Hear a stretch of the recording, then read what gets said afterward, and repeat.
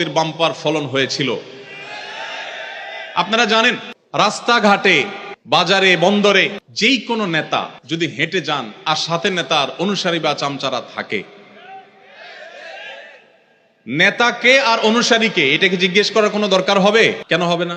নেতার জামার যে মার, পাঞ্জাবির যে কড়কড়া মড়কড়া মড়মড়া ভাব, নেতার যে হাব ভাব, নেতার যে ওসফোস, নেতার যে স্টাইল, তার যে অহংকার, তার যে অহমিকা, এটা দেখে একটা শিশুরও বুঝতে কষ্ট হবে না যে এখানে নেতাকে আর অনুসারী কে। মুহাম্মদ সাল্লাল্লাহু আলাইহি সাল্লাম বিনয়ের সে দৃষ্টান্ত স্থাপন করেছেন যে অনুসারীদের মধ্যে থেকেও তিনি এমন ভাবে হারিয়ে যেতেন যে তাকে আলাদা করে খুঁজে বের করতে হতো। তার বসার মধ্যে এরকম কোন আজকালকার বিশ্বের নেতাদের মতো কোনো অহংকারী দৃষ্টিভঙ্গি কখনো ছিল না, সেরকম ভাব কখনো ছিল না।